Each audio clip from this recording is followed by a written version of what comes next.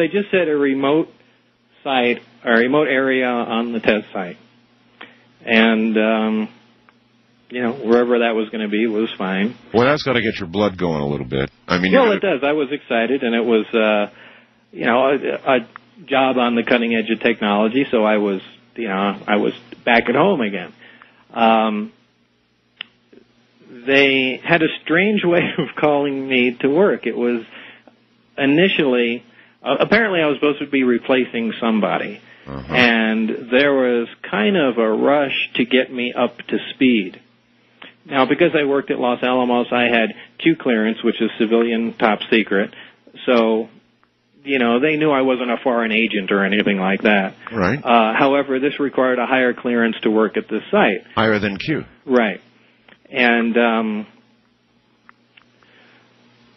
what happened next? Well, they probably investigated you is what happened. Yeah, they started doing that, and there were visits to the house. Even when I had a house full of people over, guests having a little get-together, there would just be guys knocking at the door and would just show themselves in and start looking through the house. And, lots of people witnessed this stuff going on, and it began to really interfere with my life. Shortly after the investigation started, they allowed me out to the site. Now, they didn't start handing over everything or showing me everything. But how did you get to the site? I drove. Well, first they'd call. The job was not something like a 9 to 5 or every day at 7 o'clock be there. You were almost on call initially, and somebody would call from EG&G, and the phone call would go exactly like this. You pick up the phone and they say, "Hello, Mr. Lazar. It is now 4:43 p.m. We expect you to be at the installation at 6:25." It was always an odd number, and that's it. And they hang up the phone. It's very strange. Yeah. But every time I went out there, I pick up the phone. They tell me what the current time was, and they tell me what the time they expected me out there was.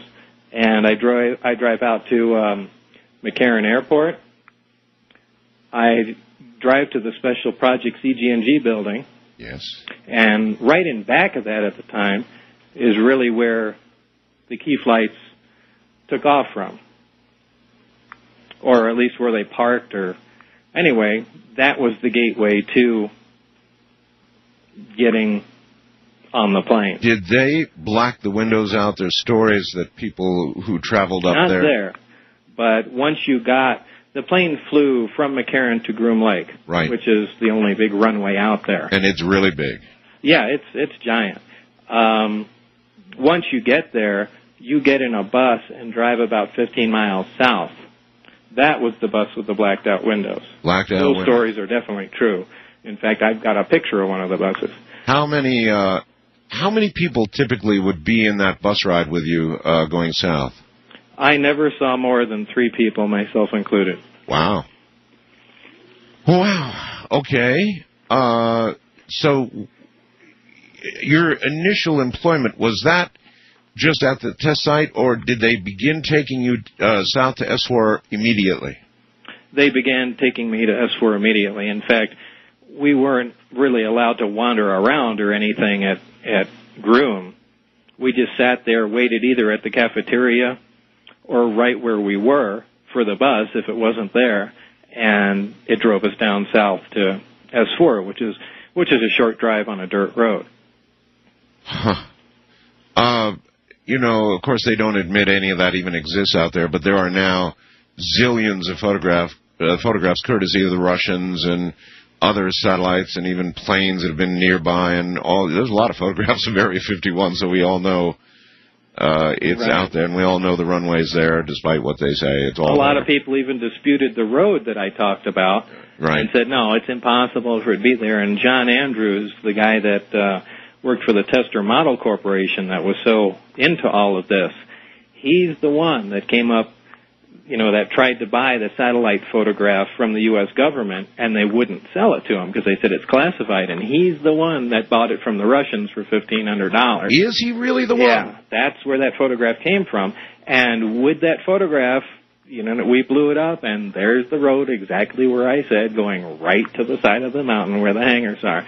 So that really did help out. So it's kind of strange that Americans have to go, to a foreign country to get stuff that they're hiding from Americans. Yeah, especially the Russians. Yeah, that's just absurd. But do you remember clearly, and I bet you do, the first day that you took that bus to S4?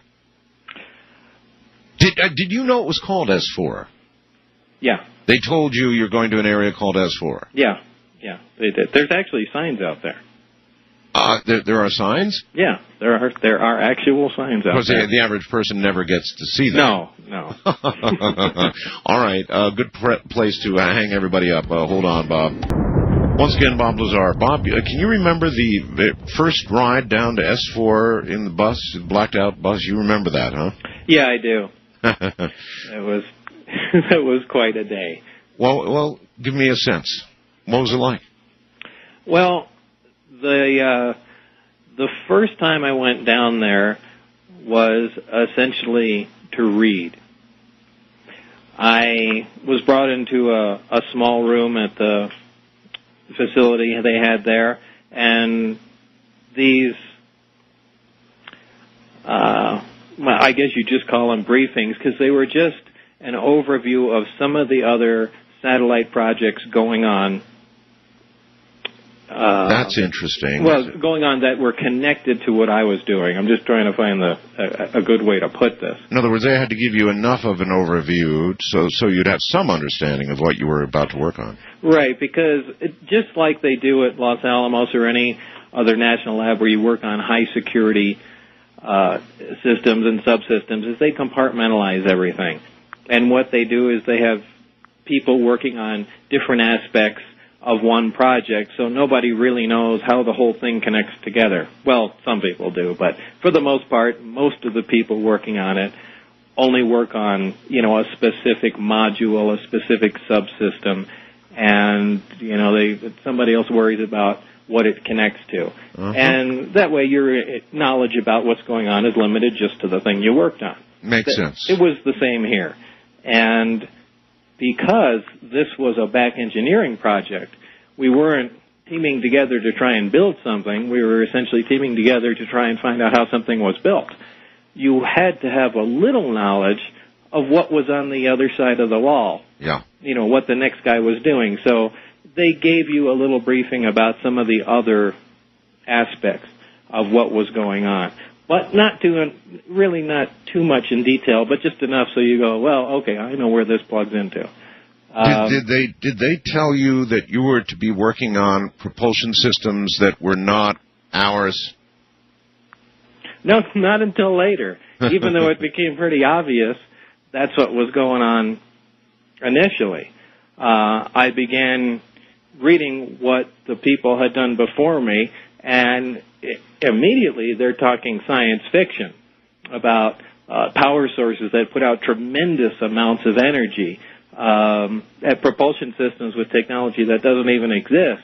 And you begin to wonder if these guys are testing you in some way. Of course. And this is just a joke, or what? So it was like reading science fiction?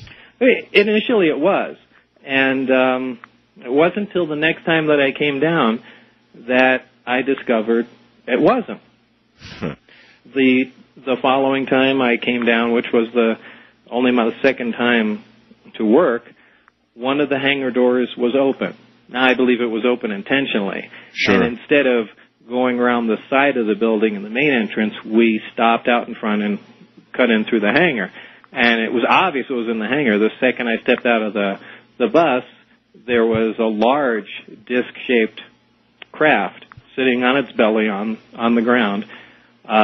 Okay, not on what would be some sort of touchdown or landing gear. No landing gear, like no man-made support. It was sitting on the concrete, on its belly, on the ground. And it was a disc, typical flying saucer type disc? Yes. How big do you think it was? Well, John Andrews and I spent some time working on that, and he brought some people down from the model division so we could scale things up by trying to guess my distance from it, and looking at objects that I knew approximately what the